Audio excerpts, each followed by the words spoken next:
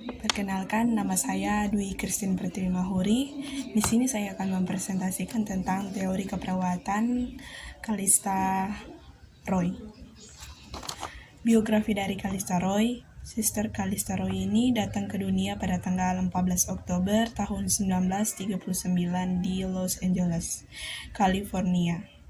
Callista Roy ini seorang biarawati Amerika. Ia tumbuh dalam keluarga Katolik yang taat. Ia dibaptis dengan nama orang suci yang dirayakan pada hari kelahirannya, Santo Callisto. Pekerjaan pertama dari Sister Callista Roy ini ketika dia baru berusia 14 tahun, Callista mulai bekerja di rumah sakit besar. Pada awalnya dia bertanggung jawab atas pekerjaan di toko makanan, tetapi segera dipromosikan menjadi asisten perawat. Menciptakan model Callista Roy yaitu justru ketika dia melakukan gelar master dalam bidang keperawatannya, dia menerima komisi yang mengubah hidupnya. Salah satu gurunya, Dorothy Johnson, menugaskannya untuk mengembangkan model keperawatan yang baru. Sementara saya bekerja sebagai perawat bangsal anak. Melihat lingkungannya, ia memperbaiki atau memperhatikan kemampuan anak-anak untuk beradaptasi terhadap perubahan baik fisik maupun mental. Teori dari keperawatan Callista Roy ini, model konsep adaptasi pertama kali ditemukan oleh Sister Callista Roy. Yang pertama, manusia adalah keseluruhan dari biopsikologi dan sosial yang terus-menerus berinteraksi di lingkungan. Kedua, manusia menggunakan mekanisme perubahan untuk mengatasi perubahan biopsikososial. Ketiga, setiap orang memahami bagaimana individu mempunyai batas kemampuan untuk beradaptasi. Keempat, kemampuan adaptasi manusia berbeda-beda antara satu dengan yang lainnya. Kelima, sehat dan sakit adalah suatu hal yang tidak dapat dihindari dari kehidupan manusia. Berikut menurut Callista Roy, penerimaan asuhan keperawatan masyarakat yang dipandang sebagai holistic adaptasi system.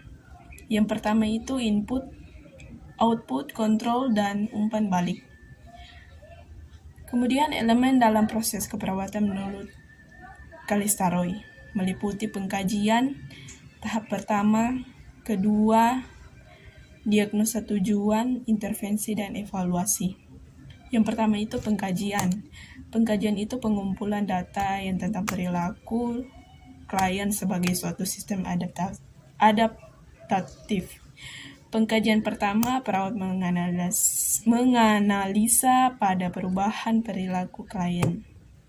Pengkajian kedua, mengumpulkan data, stimulus, data klien, kontekstual, dan residual yang berdampak terhadap klien. Kemudian diagnosa keperawatan. Menggunakan tipologi diagnosa yang dikembangkan oleh Roy.